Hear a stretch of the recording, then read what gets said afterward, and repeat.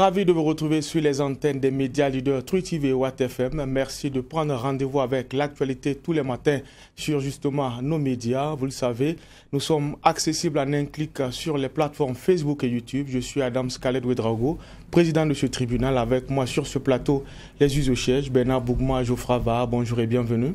Bonjour, président Ouedraogo. Bonjour, juge Vaha. Bonjour, madame, monsieur. Bonjour, juge Bougma. Bonjour, président. Bonjour, auditeurs et téléspectateurs. Mesdames, Messieurs, bonjour. Une marche est annoncée, en tout cas pour le samedi prochain, contre la gestion de Eddy Kombouebo à la tête du Congrès pour la démocratie et le progrès. Et comme je l'ai dit, l'événement est annoncé pour demain et cela traduit en tout cas la crise et la profondeur de la crise qui secoue actuellement l'ancien parti au pouvoir. Le sujet, une fois de plus, enrôlé au tribunal de l'actualité. Et à la barre ce matin, nous avons Abdoul Karim Bagayan Dilouta. Il est quatrième secrétaire général adjoint chargé de la mobilisation des jeunes du CDP. Bonjour et bienvenue. Bonjour monsieur le président, bonjour monsieur les juges, bonjour mesdames et messieurs.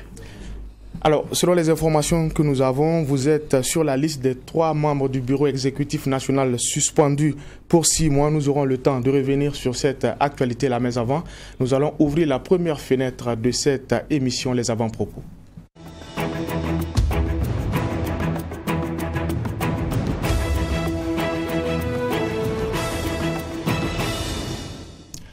Et pour cette première partie, nous allons donner la parole au juge Bougma. Qu'est-ce qui a retenu votre attention pour cette 5e et dernière convocation de la semaine du tribunal?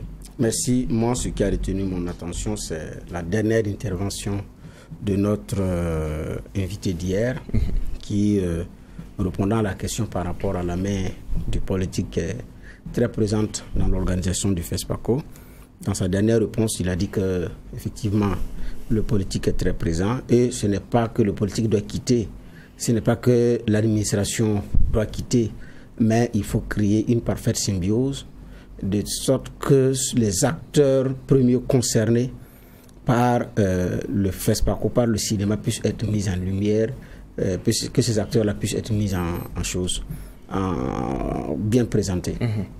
Et il a pris l'exemple de la cérémonie d'ouverture, qui est vrai.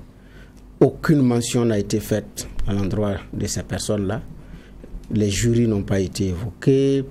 Le comité, c'est vrai qu'il y a un président du comité national d'organisation qui prend la parole, mais il y a un FESPACO qui est là, qui a toute une administration qui fonctionne, même sans le FESPACO, parce que c'est pratiquement une administration. Il y a des fonctionnaires qui sont au FESPACO, qui travaillent pour les prochaines éditions, même quand c'est dans 2 ans, parce que quand ça finit, c'est dans 2 ans. Mais ces personnes-là, aucune mention. Le délégué général, rien. Et puis, il y a des cinéphiles, bon, des cinéastes qui sont venus, et des renoms qui sont venus d'ailleurs, qui étaient là, aucune mention. On ne dit même pas les membres du jury sont composés ceci. Donc c'est une belle chorégraphie, c'est vrai. Ponctionner des discours, oui, mais on a l'impression que c'est pour ouvrir autre chose que le cinéma. Et ça, il faudra corriger. D'un point de vue, il faudra corriger, parce que c'est très important, c'est leur fête. Si nous partons regarder du cinéma, c'est parce qu'il y a des cinéastes. Et si dans une cérémonie d'ouverture d'un FESPACO, d'une fête du cinéma, et on ne dit rien de ces personnes-là, effectivement, il y a matière à revoir. Et là, sincèrement, c'est un coup de cœur, un coup de gueule que je fais. Et on ne peut pas ignorer ces personnes-là. C'est mieux de corriger cette erreur-là, qui a d'ailleurs trop duré. La même mise du politique sur le FESPACO a plusieurs fois été dénoncée, mais je pense qu'ici, c'est de travailler à une conjugaison des efforts pour que chacun puisse être à sa place, parce que c'est organisé dans un pays sous la tutelle des ministères, on ne dit pas non. Maintenant, les textes qui encadrent et à l'arrivée, comment on fasse en sorte que dans une cérémonie, ces personnes-là sentent que c'est réellement leur fête. Là, effectivement, c'est une autre paire de manches qui n'est pas du tout gagnée. Il va falloir effectivement corriger ces choses-là. Merci, juge Bougma. Juge Vaha. Oui, merci, président. Il y a en avant-propos pour moi, ce qu'a annoncé RFI depuis un certain nombre de jours, avec insistance, c'est que le gouvernement malien avait décidé de dialoguer avec les groupes terroristes liés à Al-Qaïda. Et cela est revenu comme information de façon récurrente.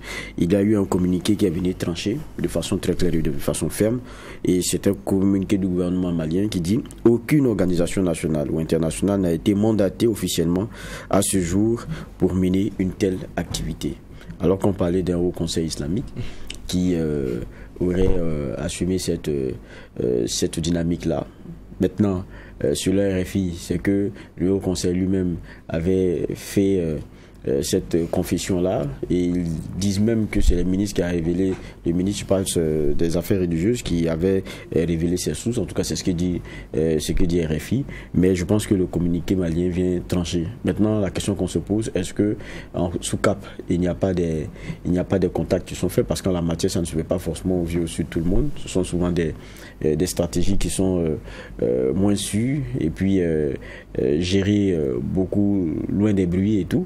Donc, c'est des questions qu'on pourrait se poser, mais pour l'instant, en tout cas, je pense que c'est l'officiel qui est là et il faut s'en tenir à ça. Il n'y a pas de discussions qui sont entretenues avec ces groupes-là, et le démenti, il est ferme. Je dis encore, aucune organisation nationale ou internationale. C'est ce que dit le Mali. Donc, c'est ce qu'on va retenir pour l'instant. Merci, monsieur les juges, pour ces propos introductifs. Merci également à l'équipe de réalisation de cette émission, le Tribunal de l'actualité, qui nous permet d'être ensemble de lundi au vendredi sur le coup de 8 heures. Je le disais à l'entame de cette émission, Abdul Karim Baguian Dilota, 4e secrétaire général adjoint chargé à la mobilisation des jeunes du CDP, est notre convoqué du jour. Nous allons parler justement de la crise interne au sein du Congrès pour la démocratie et le progrès. Abdul Karim Baguian, bonjour et bienvenue. Bonjour, monsieur le président. Alors, je le rappelais tantôt, comme 3 autres membres du bureau exécutif national, vous avez été suspendu pour 6 mois. En tout cas, c'est l'information que nous avons eue. Mais en préparant cette émission, vous estimez, en tout cas, l'information que vous avez donnée, c'est que vous n'êtes pas suspendu. Finalement, qu'est-ce qu'il faut retenir? Évidemment, avant tout propos, permettez-moi de m'adresser à tout l'ensemble des militants et sympathisants du Congrès pour la démocratie et le progrès, à tout mon entourage, à tous ceux-là qui ont toujours cru à mon engagement auprès de ce parti, et à tous ceux qui vont suivre cette émission, et de dire que c'est avec déception et désolation que je me vois obligé de venir m'expliquer de la crise qui sévit dans notre parti. Parce que je suis un militant engagé et je sais que pour une crise qui se passe au sein d'un parti, il est mieux d'épuiser la situation au sein et à l'interne et dans les instances du parti. Mais vous conviendrez avec moi qu'à un moment donné de votre existence, il faut avoir le courage de rétablir les faits et de rétablir la vérité. Et du moment où mon image ou bien l'image des 3 supposés sanctionnés sont mis au jeu de l'opinion nationale et internationale, il est de bon ton de venir auprès de la presse pour essayer de donner des explications. Évidemment, je vous ai dit que on n'a pas été sanctionné du moment où, jusqu'au jour où nous sommes, on n'a pas été notifié par aucune instance du parti de cette sanction. Ça, c'est un. Deuxièmement, le CDP est un grand parti et un parti qui est organisé, qui est régi par des textes. Dans notre statut et règlement intérieur, l'article 135 du CECI, aucun militant, aucune structure, aucun organe ne peut être sanctionné sans préalablement été entendu, soit par verbalement, soit par écrit. Donc, cet article-là, c'est reconnu, et cet statut et règlement intérieur est reconnu par les instances du parti. Et la sanction dont vous parlez, ça s'est passé lors d'une réunion du BEN. Donc, voilà, lors d'une réunion du BEN, c'est à la suite de ça que nous avons appris par voie de presse, par les réseaux sociaux, que nous avons été sanctionnés. Et l'article 139, je pense, si je ne m'abuse, dit ceci, que seul le bureau politique national est habilité à sanctionner un militant. Et ce bureau politique national est composé de 600 personnes. Donc voilà, et avec toutes ces raisons-là, je me dis que non, on n'a pas été sanctionné. D'accord, vous dites que vous êtes sur ce plateau pour rétablir les faits. Les faits aussi, c'est ce qui s'est passé le 23 septembre dernier. Évidemment. Une conférence de presse qui a été convoquée par le secrétariat national chargé à la mobilisation des jeunes qui vire au Pigila. Qu'est-ce qui s'est véritablement passé? Vous avez organisé, on a entendu parler de déclarations liminaires. Évidemment. Rétablissez les faits. Bon, c'est comme je l'ai dit à la trame de ma narration, c'est vraiment décevant et désolant d'évoquer cette situation. Comme vous-même vous l'avez dit, je fais partie de l'instance dirigeante de notre parti, qui est le secrétariat national chargé à la mobilisation de la jeunesse du parti. Donc je suis le 4e secrétaire adjoint. Après les élections, beaucoup des militants de notre parti et même les citoyens lambda ont passé tout le temps à nous interpeller que le CDP est devenu inactif, que la direction du CDP est devenue inactive, que le président du CDP est devenu inactif. Et qu'eux, ils ont comme l'impression que le CDP est en train d'être tué pour aller nourrir le CFOP. Et plusieurs fois, le président, il dit, je lui ai transféré des audios que des citoyens lambda, que des militants m'ont interpellé. Et c'est à l'issue de ça, puisque après les élections, la direction n'a pas mis un programme en place pour faire des tournées de remerciements par rapport à la campagne. Et beaucoup de gens étaient offusqués pour cela. À un moment donné, nous avons jugé bon que c'est nous aussi au Kadiogo, et comme nous sommes à la tête de la jeunesse et qu'il y a beaucoup de plaintes qui se faisaient au niveau de la jeunesse, nous avons jugé bon de faire appel aux différents responsables des jeunes des 12 arrondissements et des communes rurales pour les remercier, voilà, en attendant que la direction puisse donner des directives par rapport à ce niveau-là. Et après échange avec la jeunesse, je vous assure que ce jour-là, on a eu des échanges trop houleux du fait que les responsables des jeunes des arrondissements nous disent que nous sommes complices avec le président Edy Kombio de la façon dont on gère le parti, de la façon dont on gère le CFOP. Et il fallait donner des explications de long à large pour le faire savoir que nous sommes complices de rien. Donc à l'issue de ces échanges, les jeunes ont jugé bon qu'il faut qu'on interpelle le président Edy et lui demander d'être plus actif. Et dans ce cas, eux, ils proposent à ce qu'on organise une conférence de presse pour dépeindre l'actualité du pays et dénoncer la malgouvernance du président Roch Kaboré. Et nous l'avons appelé, en ce moment il était en déplacement, et il nous avait dit qu'il allait rentrer le 3 septembre. Effectivement, le 5, il appelle le premier responsable, le camarade Adama Tiendrebego, et qui nous a appelé à son tour pour qu'on puisse prendre attache avec lui dans son bureau. Et arrivé dans son bureau, nous l'avons fait le CR de ce qui s'est passé avec les autres responsables des jeunes. Et nous lui avons dit que nous avons la volonté d'organiser une conférence de presse afin de dénoncer la malgouvernance et la cherté de la vie. Et je vous assure que je n'ai pas reconnu le président ce jour. Voilà ce qu'il nous a dit. Je n'étais pas seul, j'étais en compagnie des autres camarades. Il nous a dit non, moi je veux que d'habitude, si vous voulez réagir, il faut raisonner avec intelligence. Est-ce que vous pensez que le pays est assez pourri aujourd'hui pour sortir tenir des déclarations de dénonciation? Voilà, nous avons plus prioritaire que ça. Voilà, il y a l'insécurité qui est là. C'est là nous l'avons dit. Le président, il dit, nous sommes désolés, mais nous sommes un parti de l'opposition. Et le rôle d'un parti de l'opposition, c'est de s'opposer, c'est jouer le rôle de veille, c'est donner des prérogatives à ceux qui nous gouvernent et qu'à un moment donné, si on constate que rien ne bouge, il faut donner de la voix. Donc nous ne pouvons pas nous asseoir comme ça. Le MPP est en train d'enfoncer le pays et nous sommes assis, la direction ne fait rien et au niveau de sa jeunesse aussi, on ne peut pas tenir des conférences de presse pour dénoncer. Donc à la fin, on sait qu'on a pu le convaincre et il a dit d'accord, quelque chose qu'on n'a jamais fait. Hein. Il nous a dit, voilà, pour pouvoir tenir la conférence de presse et rédiger un projet que vous allez soumettre au SP. Le SP, c'est un projet de discours. Non, un projet d'organisation de la conférence. Okay. Je vous ai dit qu'on ne l'a jamais fait auparavant. C'est-à-dire le secrétariat national des jeunes, s'ils ont une activité, ils donnent les formations au président qui peut peut-être donner les formations à son tour aux autres vice-présidents avant qu'on tienne l'activité. Mais ce jour, il a insisté à ce qu'on émette un projet d'organisation de conférence de presse qu'il va soumettre au secrétariat permanent. Et le secrétariat permanent, c'est l'instance décisionnelle du parti qui est composé de 11 vice-présidents et quelques membres, dont 25 personnes. Voilà. Et le premier responsable, Adama Tiendrebego, n'était pas d'accord pour ce projet. C'est moi-même qui ai intervenu et dit non, comme le président soumet qu'on émette un projet de conférence de presse, il n'y a pas de souci, on va le faire. Donc, effectivement, on est allé faire le projet de la conférence qui était étalé sur 3 points. Et dénoncer la malgouvernance du MPP, organiser un forum national de la jeunesse et aussi faire une pétition pour demander à ce qu'on rétablisse la peine de mort. Parce que nous avons jugé qu'à ce niveau, l'abolition de la peine de mort, ça ne profite qu'aux terroristes. Puisque la dernière fois, nous avons assisté à un procès de terroristes qu'on l'a condamné à 20 ans de prison avec des amendes. Des gens qui ne sont pas devant leur boutique, qui n'ont pas de magasin, qui n'ont pas d'activité, vous les condamnez avec des amendes. Donc ça leur profite, quoi. Ça veut dire que tu peux te lever, aller massacrer tout un village, et après ça, on a pu mettre la main sur toi, on te condamne 20 ans avec un amende. Et si tu as longue vie, après 20 ans, tu es libre. Donc voilà, quand on a soumis ce projet au niveau du secrétariat permanent, le secrétariat permanent a jugé que le premier point, il est adopté, et qui est l'organisation de la conférence de presse.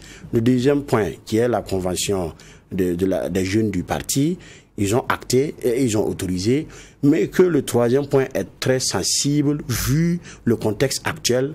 Donc si on peut remettre ça après, eux qui sont à la tête du parti, ils vont plus mûrir la réflexion et voir qu'est-ce qu'il a lieu de faire. Donc, en gros, notre conférence de presse a été autorisée par l'instant dirigeant de notre parti.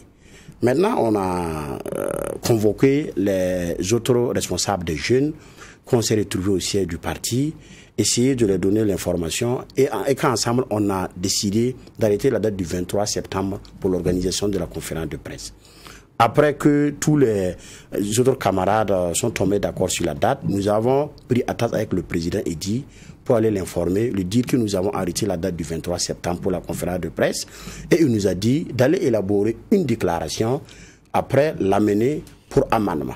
Effectivement, quand on est reparti, et le lendemain, moi j'ai eu des difficultés parce que j'ai un petit frère qui a eu un accident, donc qui a subi une intervention. J'ai passé près de 2 semaines à la clinique Sifra. Donc les autres camarades, dont le premier responsable, il a arrêté la déclaration avec bien sûr les autres responsables des jeunes. Et le président a eu la déclaration entre le 19 et le 20 septembre. Ça veut dire 3 jours avant la conférence de presse. Et le 22, le premier responsable de la jeunesse me dit, à l'autre, le président a demandé à ce qu'on se retrouve à son bureau le jour de la conférence de presse vers 11h pour qu'on fasse les derniers amendements ensemble avant qu'on ne puisse tenir la conférence de presse. Il dit, il n'y a pas de problème. Donc, chose qu'on a pu arrêter. Et le jour, et moi, la veille de la conférence de presse, le président m'appelle autour de 7h, je pense, pour dire qu'il souhaiterait me voir. J'ai dit, bon, je suis désolé, si c'est tout de suite, je ne pourrais pas. Parce que j'ai un petit frère qui est mal au point, qui est à l'hôpital, et je passe toute la journée là-bas. Donc, ce n'est que dans la soirée que je peux me libérer. Et si je me libère, je t'appellerai. Il m'a dit, non, il n'y a pas de problème. Si c'est comme ça, quand tu aurais quitté là-bas, tu m'appelles. Donc, on s'est tombé d'accord comme ça. Et moi, arrivé, permettez-moi de rentrer dans cette parenthèse un peu. Quand je suis arrivé en clinique, c'est ce jour qu'on nous a libérés. Donc, j'ai ramené le petit à la maison. Maintenant, le soir, vers 18h, il me rappelle que, bon, comme j'ai dit que mon petit frère ne se sentait pas, lui, il souhaiterait venir le rendre visite. Il dit non, heureusement, on a eu la permission, on a été libérés, nous sommes à la maison. Il dit, ok, si c'est comme ça, il va venir le voir à la maison. Évidemment, il est venu autour de 19h. Quand il est venu rendre visite à mon petit frère, il m'a dit, Lota, il faut que tu viennes à la maison, on va échanger. J'ai dit, il n'y a pas de souci. J'ai des amis qui sont venus de la Côte d'Ivoire. On a rendez-vous ensemble à 20h30, à 21h30. Si je finis avec eux, et lui aussi, il m'a dit qu'il a rendez-vous à 21h. Ça fait beaucoup de détails. Bon, moi, non, monsieur le juge, moi je vous ai dit, oui, non, ok, monsieur le juge, j'ai dit que je suis venu pour établir des faits. D'accord. Ok, donc c'est pour vous dire que non seulement la direction du parti a acté et a autorisé notre conférence de presse. Donc quand le président nous a convoqués dans son bureau le jour de la conférence de presse pour les derniers travaux, nous avons travaillé de 11h à 13h et quelques. Et moi, j'avais un enterrement à 13h, donc j'ai signalé avant le début des travaux pour dire qu'à 13h moins, il faut que je parte à l'enterrement. Et j'étais obligé de travailler jusqu'à 13h15. Et après, il m'a donné l'autorisation d'aller à mon enterrement pour pouvoir être à temps à la conférence. Et en partant, voilà ce qui a été arrêté. On avait fini les amendements et il a dit, bon, vous pouvez partir, je vais faire saisir la déclaration et après, le premier responsable va revenir chercher. Et nous, on est descendu, arrivé à mon véhicule, le décès là, c'est passé dans mon quartier. On m'appelle pour dire qu'ils ont fini l'enterrement. Bon, donc je ne pouvais plus partir là-bas. Donc j'ai continué directement au siège du parti pour voir les dispositifs de la conférence de presse. Arrivé, on voit 3 pick-up de la CRS. Bon, je m'approche, j'appelle le premier responsable d'abord. Il dit, est-ce que tu as convié la CRS à notre conférence de presse? Il dit, non, que la CRS est là-bas. Il dit, oui. Il dit qu'il arrive. Il arrive. Et moi, je m'approche un des agents, je leur demande, bon, je me suis présenté, ils disent qu'ils me connaissent. Il dit, je voulais savoir qui vous a convié au siège. Il dit non, qu'ils ont été conviés par le secrétaire à l'organisation, le camarade Aboubakar Sanou, qui les a dit qu'il y aurait une conférence de presse ici et qu'il y a risque d'affrontement. Il dit, nous sommes les organisateurs de cette conférence. on vient de quitter le bureau du président il n'y a même pas 10 minutes. Le président ne nous a jamais dit qu'il y aurait des risques d'affrontement. Il ne nous a jamais dit qu'il va convier la CRS pour venir nous sécuriser. Donc, cette risque d'affrontement-là, qu'est-ce qui se passe? Et le premier responsable, le camarade Adama Tiendebeo, dit qu'il va appeler le président pour savoir ce qu'il en est. Il appelle le président dit non, que c'est pas grave, que comme il doit revenir et chercher la déclaration, que s'il vient, on va en parler. Et moi, j'ai dit, je vais aller me restaurer à côté pendant que tu repartes récupérer la conférence de presse et puis on se retrouve au ciel. Je suis allé au restaurant. Après, le premier responsable aussi m'a rejoint.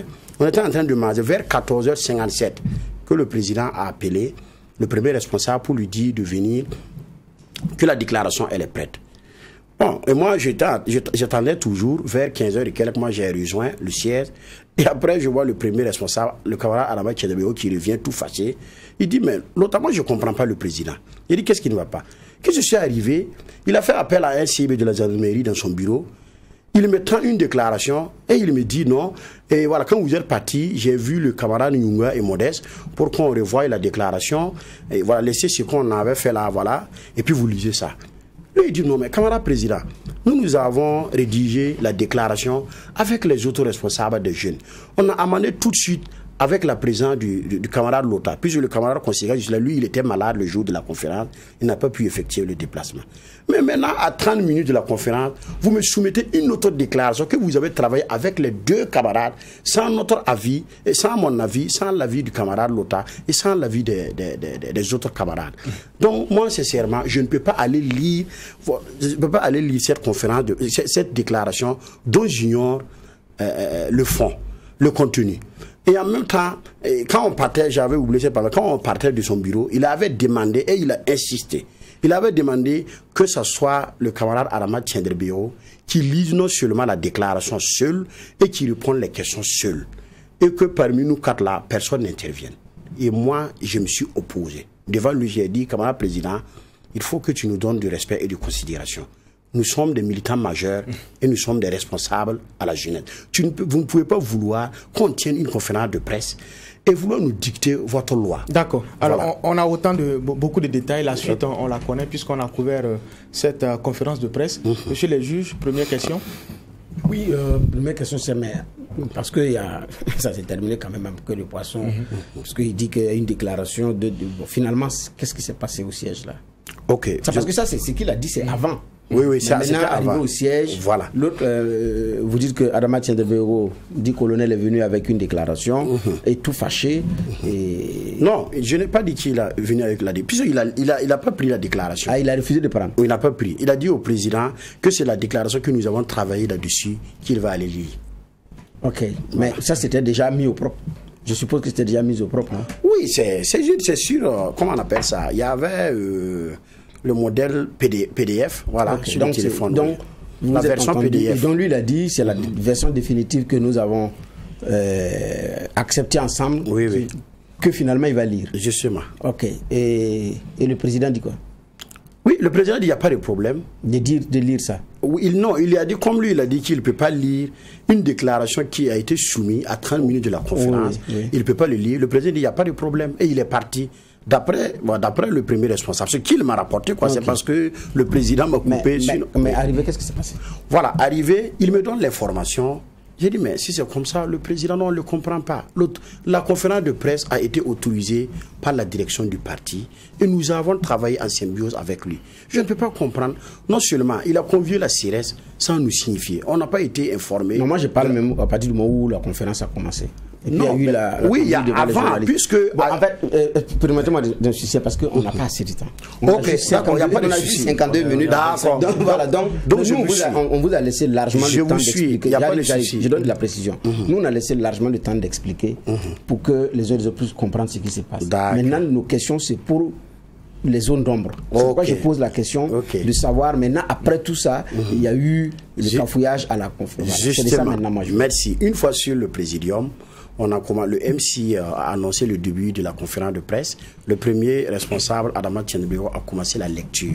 Puisque la conférence de presse, là, je pense que c'est 4 pages. Quand il a commencé la lecture, il avait acheminé la deuxième page.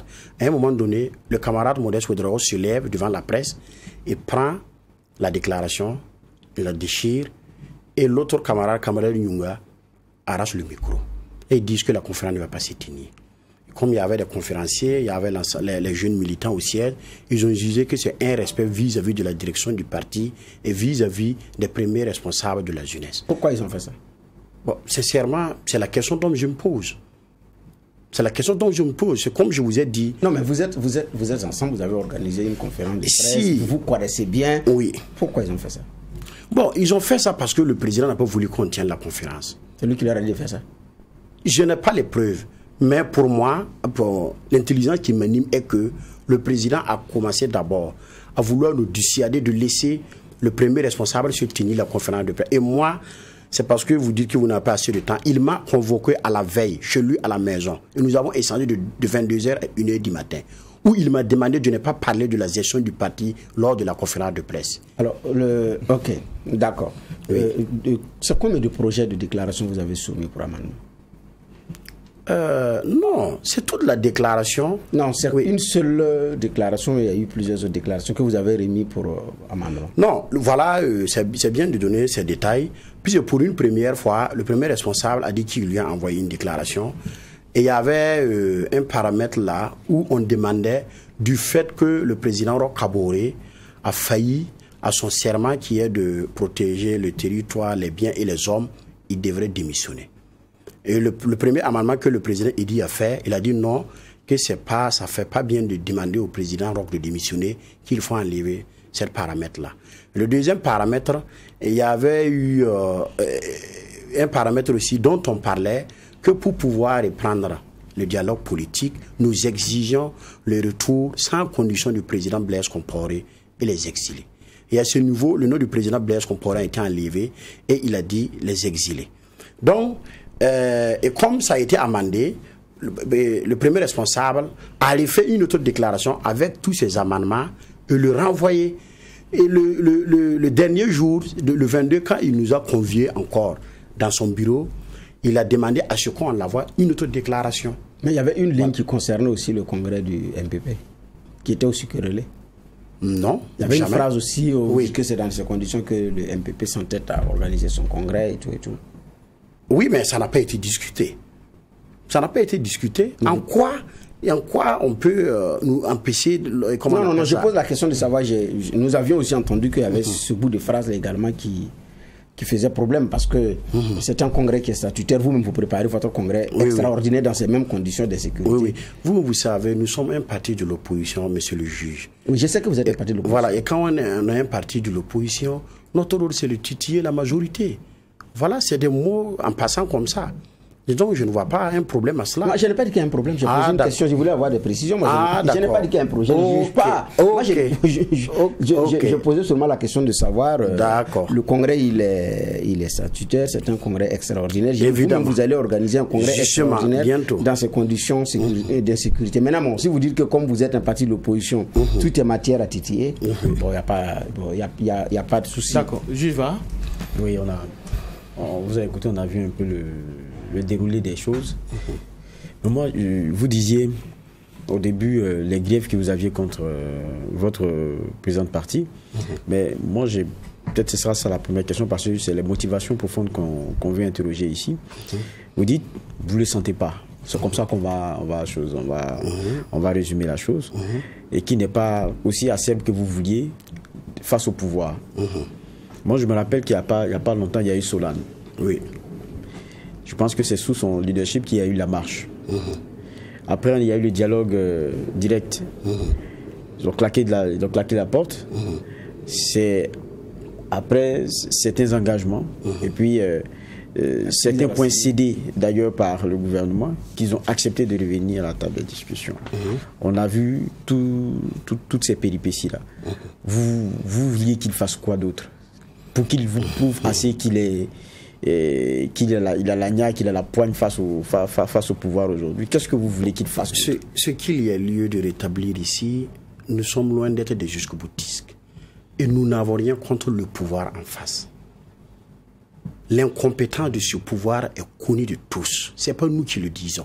Aujourd'hui, nous avons plus de 3 millions de déplacés au Burkina. Nous avons près de 2000 morts. Nous avons des écoles qui sont fermées. Nous avons des administrations de l'État qui sont fermées. Nous avons un lycée emblématique de notre pays qui a été fermé par des intérêts égoïstes et personnels. Ce n'est pas le seul établissement qui a été fermé aussi. Oui, je parle... Si c'est le Zenda, il y a un autre qui a été fermé en province aussi. Ok, mais moi je parle... conditions de oui, je parle du Zenda, les raisons qui ont été avancées pour fermer le Zenda ne tiennent pas. Voilà. Et à l'issue de cela, vous avez vu, il y a eu beaucoup de malversations au sommet de notre État. On prend l'exemple du directeur de cabinet du président Rocabore. Il y a eu tout un État qui a interprété, autant pour moi, qui a interpellé l'État burkinabé du fait que des ministres viennent dilapider de l'argent dans leur pays, le Sénégal. Donc, avec tout ce que je viens de citer, vous pensez que c'est normal qu'étant dans l'opposition, on puisse caresser ces gens-là, tout en sachant que le pouvoir MPP, c'est un pouvoir âne, comme on a l'habitude de dire. Il faut les donner... Oui. La marche, c'était des caresses. C'est dans quel... Nous sommes à l'interne. Oui, nous sommes à l'interne. Et même, vous parlez du Zenda, on a entendu le président Edi Komboigo là-dessus. Il ne s'est pas caché de sa position par rapport à ça. C'était pas de la caresse. Je veux que vous alliez beaucoup plus concrètement pour qu'on comprenne. Qu'est-ce que vous attendez de lui qu'il ne fait pas? Donc pour vous, ce que je viens de citer là n'est pas concret. Non, moi j'ai cité ce qu'il a fait. Mais qu'est-ce que vous attendiez de lui qu'il ne fait pas? J'ai dit que c'est pas suffisant. Nous sommes de l'opposition.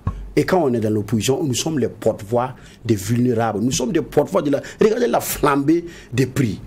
Regardez la cherté de la vie. Vous êtes un chef de famille. Vous êtes un responsable. Nous avons des... Monsieur Barian, ce que vous dites là, nous l'avons parfois dépeint mieux même que vous. Ok. Nous sommes des Burkinabés, nous vivons la situation. La question principale, c'est qu'est-ce que vous attendez de votre président? Et à cette question, vous n'avez pas encore répondu. Parce que quand on vous pose la question, vous-même vous avez dit que vous n'êtes pas jusqu'au boutiste. Maintenant, on vous pose la question, vous avez peint une gouvernance qui n'est pas rose. Mais maintenant, qu'est-ce que vous attendez de votre président? Là, vous ne répondez pas à cette question. Ok, merci, monsieur. Alors que c'est beaucoup plus les griefs là que vous formulez. C'est contre un président qui ne bouge pas face à un gouvernement qui ne bouge pas. Donc, votre cible première ici, c'est même pas d'abord le gouvernement, c'est d'abord votre président. Non, c'est vous qui le pensez, monsieur le juge. Mais sur la base de ce que vous avez dit, non, vous avez dit que le président ne bouge pas. Et quand j'arrive, et quand monsieur Va vous a posé la question, c'est là que vous dites que vous n'êtes pas des jusqu'au boutiste, mais vous attendez mieux de votre président. Qu'est-ce que vous attendez mieux? C'est ça. Voilà, et si nous allons dépeindre les griefs ou bien de la gestion du président Edi, ce n'est pas uniquement même face à la malgouvernance du MPP. Il y a la gestion du CDP d'abord. Vous conviendrez avec moi que dans ces temps-ci, surtout après les élections, il y a eu des démissionnaires en vrac. Et pas les moindres. Certains sont des soutiens inconditionnels du président Edi Komboigo. Je citerai le docteur Alfred Sanou, je citerai l'ex-premier ministre Luc Adolphe Tiao, je citerai l'honorable Issaka Kongo, qui ont été l'un des proches collaborateurs. Et pour en finir, il y a le camarade Jean, l'ex-camarade Jean Sanou, qui fait partie de ceux-là qui ont rédigé le programme présidentiel du président Edi Komboigo. Donc il y a tout, et moi personnellement, je ne suis pas en train de renier le fait que j'ai soutenu le président. Et je le dis dans une presse de la place, si c'est à recommencer, je le soutiendrai. Parce qu'à un moment donné, de la vie du CDP, il faut reconnaître que le président Edi a donné sa touche pour le maintien du parti et contribuer à le redynamiser. Mais après les élections, le président Edi Komboigo est en train de conduire le parti en soldat solitaire. Il n'y a plus de concertation. Il n'y a plus d'écoute. Les BEN ne se tiennent plus? Merci. Après les élections, la première fois qu'on a tenu notre BEN, le quorum n'a pas été atteint. Et ce que je ne vous dis pas, le BEN est composé de 130 membres. Et au jour d'aujourd'hui, nous avons 33 membres qui sont démissionnés du BEN. Et le BEN qui s'est tenu même le 16 octobre, il y avait 35 membres sur 96. Vous comprenez? Donc c'est pour dire que, et moi je disais, je fais partie de ceux-là qui ont travaillé aux côtés du président Edi, et tous ceux qui me connaissent savent que j'ai toujours dit ce que je pense. Le président Edi et moi, ça peut être hors politique. Je lui ai interpellé plusieurs fois. Président, sincèrement, après les élections, la façon de gérer le parti n'est pas ça. Mais est-ce que ce n'est pas une guerre de positionnement qui a commencé à l'orée du Congrès qui a Par rapport à quoi? Au sein du CDP. Par rapport au Congrès qui arrive. Bon, excusez-moi. Est-ce que vous n'êtes pas le relais des gens qui sont partis et tout. Parce qu'on sait que le CDP... Depuis moi, j'aimerais qu'on se respecte dans les débats, parce que là, vouloir dire que moi je suis manipulé, je n'accepterai pas. Ah, c'est vous qui avez dit le mot, je l'ai pas dit. Non, vous avez dit, non, moi je comprends du français, vous avez dit, est-ce que je ne suis pas le relais de ceux qui sont partis? C'est vous qui avez dit, je vous prends un mot. Et j'ai terminé par dire que... Non, il faut assumer votre réponse, s'il vous plaît.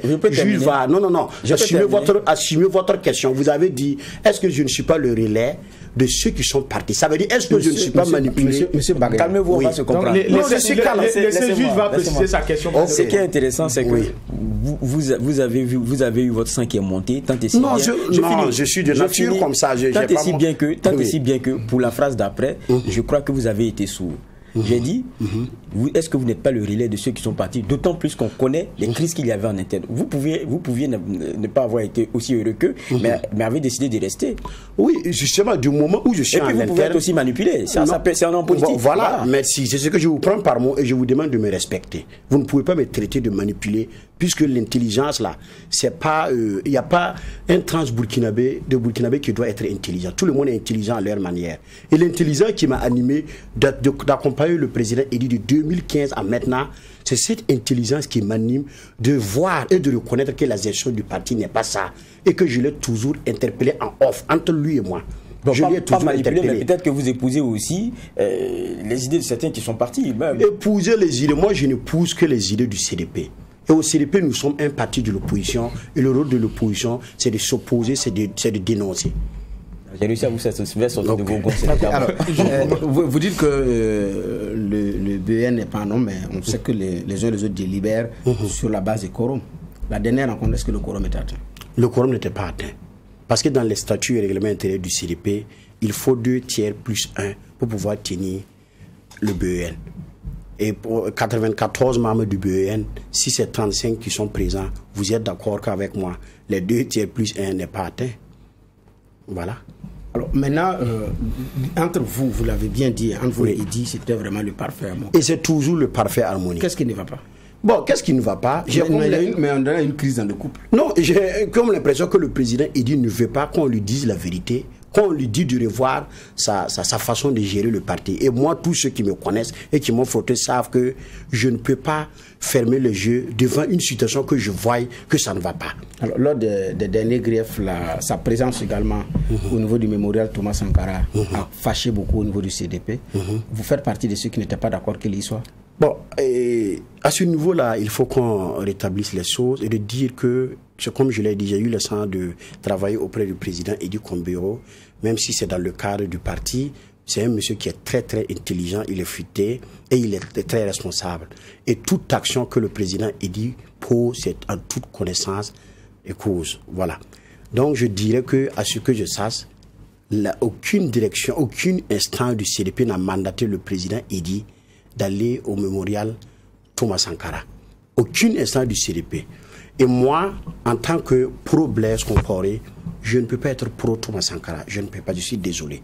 Mais la présence du président Edy, le jour que vous allez lui voir la voir sur votre plateau, posez-lui la question à savoir, est-ce qu'il est devenu pro-Sankara? Pourquoi il est allé au mémorial Thomas Sankara? Moi, la question, ce n'est pas une affaire de pro. Je pose la question parce qu'il y est allé en tant que chef de file de l'opposition. C'est ça, j'ai dit. À une activité où le chef de l'État était présent. Et c'est d'ailleurs presque pareil pour les activités officielles. Le chef de file de l'opposition, en tant qu'institution, reçoit son invitation à y aller. Il a un rang protocolaire. Voilà, il a un rang protocolaire. Et c'est pourquoi moi je pose la question de savoir, vous avez dit que c'est quelqu'un de très responsable, de très futur intelligent, qui pose ses gestes en connaissance de cause. Évidemment. Maintenant, ici, j'ai dit il est allé en tant que chef de file de l'opposition. Donc c'est beaucoup plus le chef de file de l'opposition que le président du CDP. Même si vous avez vu sûrement l'aspect président du CDP. Alors vous dites qu'en tant que pro-Blaise, vous ne pouvez pas être pro-Sankara. Oui, donc je ne mettrai pas les pieds là-bas. Donc vous venez de souligner quelque chose qui n'argumente pas le fait que le président Edy soit là-bas. Vous avez dit qu'il est allé là-bas parce que c'est un événement de l'État.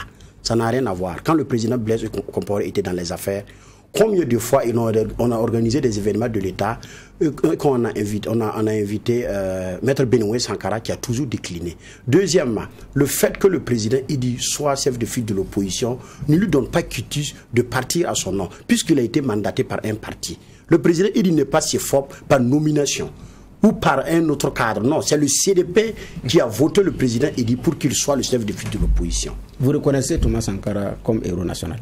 Je le reconnais comme président du Burkina Faso. Ma question est claire. Oui. Est-ce que vous reconnaissez Thomas Sankara comme héros national? Je vous ai dit que je le reconnais comme président du Burkina Faso. Pourquoi vous ne voulez pas répondre à ma question? Pourquoi je ne réponds pas à votre question? Vous ne répondez pas à ma question. Si. Moi, je sais que Thomas Sankara était président du Faso. Oui. Donc, je pose la question. Oui. Est-ce que vous le reconnaissez comme héros national? Vous reconnaissez le président Blaise Compaoré comme héros national? Ma question est très claire. C'est oui ou c'est non. Non, je vous ai dit, je ne reconnais pas le président Thomas Sankara si ce n'est qu'en tant que président. Donc, vous ne reconnaissez pas Thomas Sankara comme héros national? Oui. Non, répondez à la question. C'est une question simple. Monsieur Bagnan, vous ne le faites pas dans la dentelle. C'est pas une question. Non, je ne manque pas de courage. C'est pas à vous aussi de dicter mes réponses. Je ne vous dicte pas une réponse. Oui, je sais que vous voulez faire. Non, monsieur le juge, vous ne pouvez pas me dicter mes réponses. Je suis désolé. Président, je suis désolé, mais le juge ne peut pas me dicter mes réponses. Ça, je ne serai pas d'accord. La question est suffisamment claire. La question est oui ou non. Non, ça nous permettra d'avancer.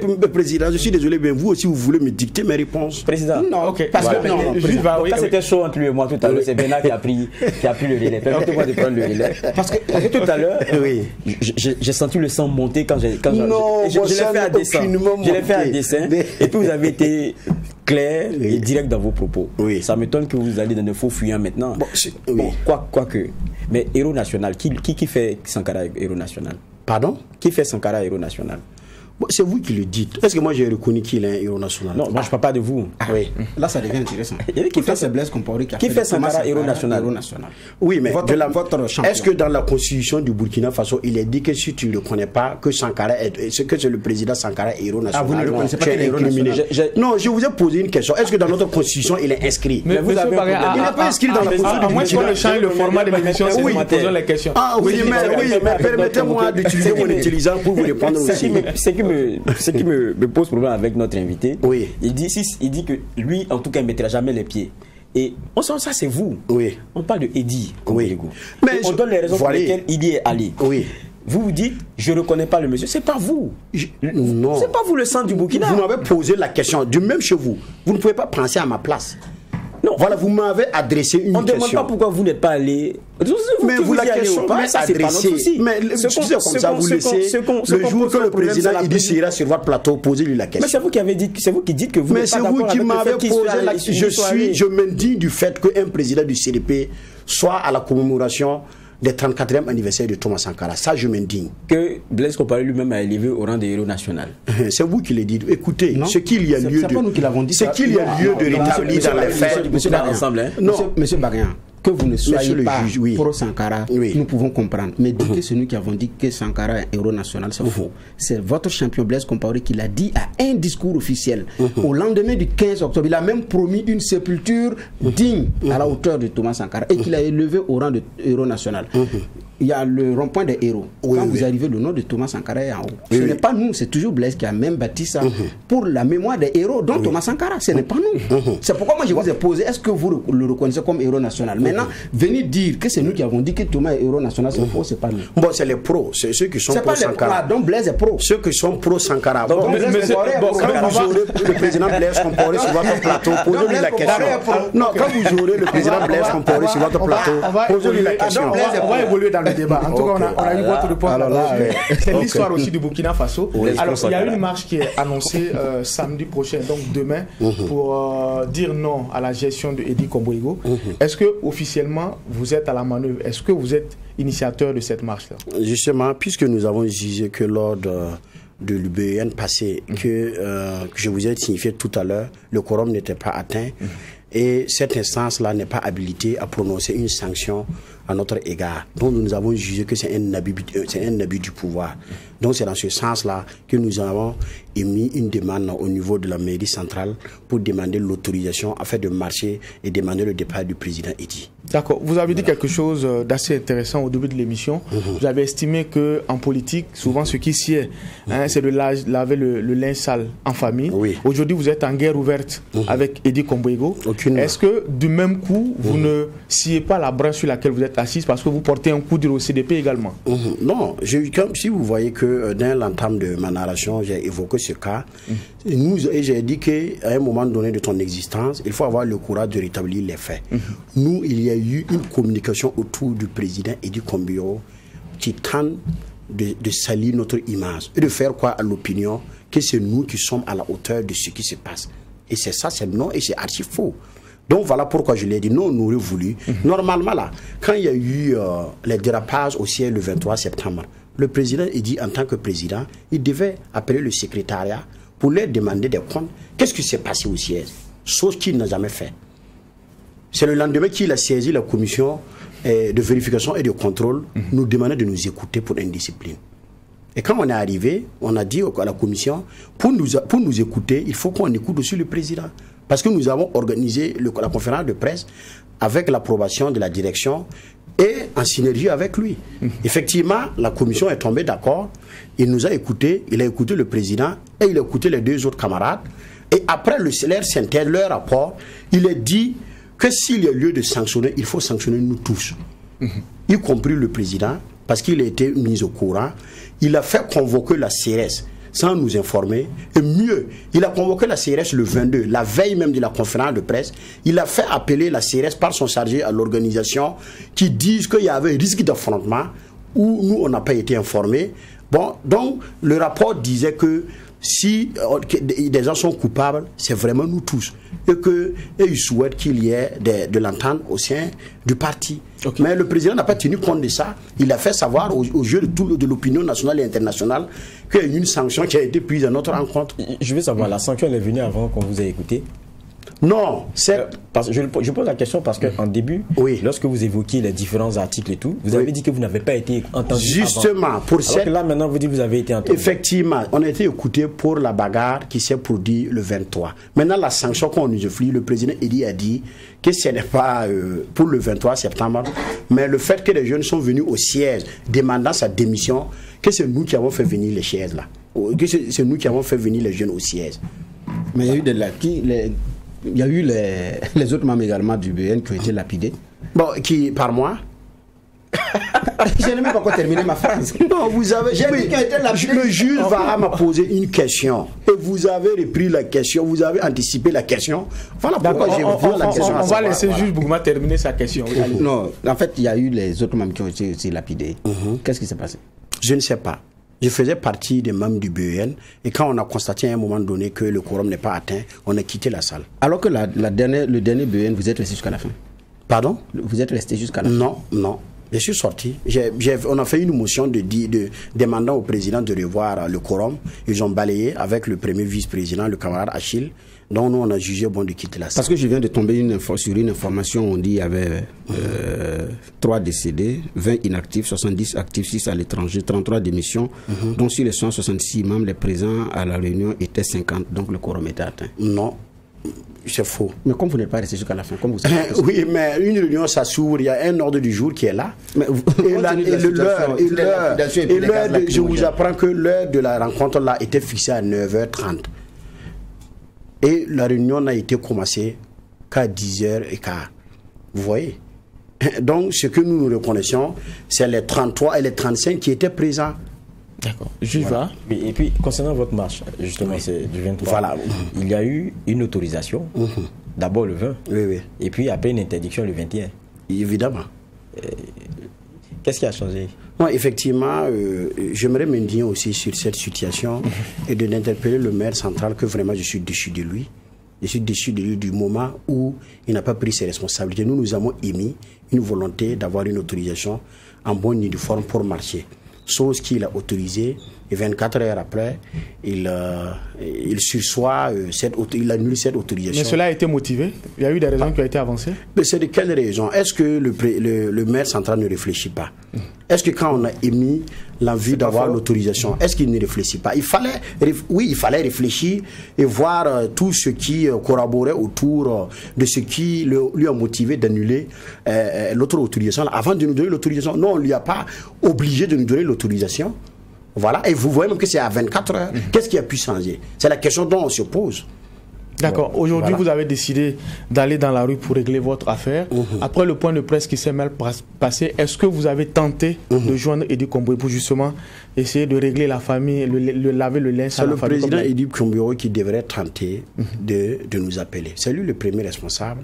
C'est lui qui nous a autorisé la conférence de presse pour après envoyer des gens venir empêcher la conférence de presse et même appeler la police de venir nous intimider. C'est à lui de nous appeler.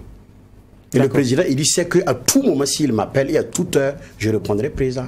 D'accord. Alors, messieurs les juges, nous avons en gros 1 à 2 minutes avant de clore cette émission. On va permettre à chaque juge de réagir par rapport à ce qu'on a eu comme argument et position de Abdul Karim Bagayan Dilota sur la situation au CDP. On commence avec le juge Bougma. Merci que M. Bagayan s'offusque.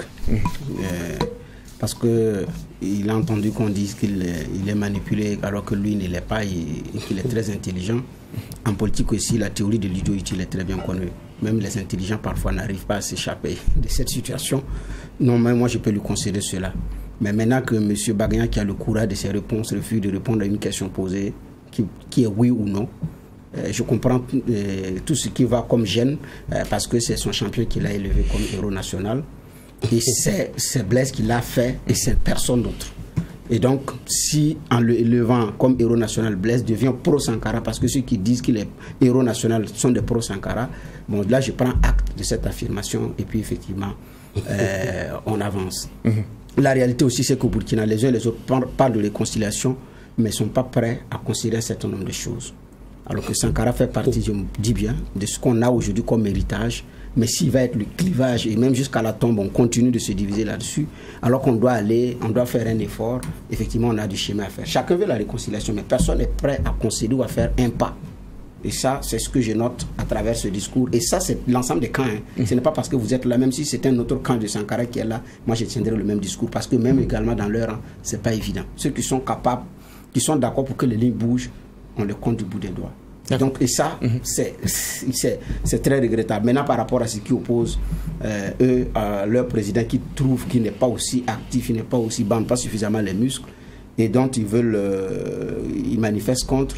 Bon, il y a des voies de recours, ils ont choisi la marche, c'est sûr qu'au niveau du CDP, devant d'autres instances, il y a des voies qui sont prévues. Peut-être que d'ici là, on aura d'autres manifestations contre Edi, on ne sait pas. Mais c'est ce que je note. D'accord. Juge Va. Oui. Quand on l'a écouté avec beaucoup d'intérêt, il est venu en long et en large sur beaucoup de détails concernant les bruits qu'il y a en interne. Mais moi, ce que j'attendais dans le fond, c'est le pourquoi. Qu'est-ce qu'a fait Idi ou Kombouego ou quels sont les griefs qu'ils ont contre. Ça, on a parlé, mais on n'a pas vraiment bien compris tout cela. Et puis, il y a eu, pour moi, c'est comment dire cela, pour moi, ça parle plus que des mots. J'ai vu comment il a été piqué au vif quand j'ai employé le mot, et c'était une question d'ailleurs, c'était pas une affirmation. Est-ce que vous n'êtes pas manipulé? Ça a été une question et ça a été entendu déjà comme une accusation. La réaction, pour moi, elle peut être bien lue. Et puis, il y a le dernier point, pour rejoindre ce que Bernard Bougma disait, qui pour moi n'est pas quelque chose sur lequel il faut négocier. Ça peut être son point de vue, c'est clair. Mais Thomas Sankara, c'est un héritage. Ce n'est plus un débat. C'est un héritage, c'est autre chose. Si Blaise Compaoré lui-même, que ce soit à son corps défendant, ou bien par amour resté pour l'homme, a décidé de l'élever, ça veut dire ce que ça veut dire. Je dis c'est un héritage, ce n'est plus dans les clivages, c'est autre chose. Et puis le reverser dans pourquoi est-ce que un président de CFOP, un président de parti politique et puis de CFOP soit allé là-bas. Moi, je n'ai pas vraiment compris l'argumentaire qui a été donné. D'autant plus même qu'on n'en a pas vraiment eu. On a eu plutôt le sentiment de quelqu'un face à un homme qui ne soit pas pour Sankara, on le comprenne. Mais j'ai dit c'est un héritage, c'est autre chose, c'est un autre niveau. Merci, messieurs les juges. Nous allons également dire merci à Abdul Karim Bagayan Dilota. Je rappelle que vous êtes le 4e secrétaire adjoint chargé à la mobilisation des jeunes du CDP. Nous avons eu votre part de vérité sur la crise interne capitaine qui secoue actuellement l'ancien parti au pouvoir, le CDP. Merci d'être passé. Le principe de cette émission, c'est d'avoir un regard pluriel. Alors nous allons tenter également d'avoir, en tout cas, le président du parti au tribunal de l'actualité pour avoir également ses arguments et sa part de vérité. En tout cas, merci d'être là. On met un point final à la présente convocation et on se donne rendez-vous lundi pour la même mission, poser un regard critique sur l'actualité. Mais en attendant, restez fidèles au programme des médias leaders, Truth TV et Watt FM.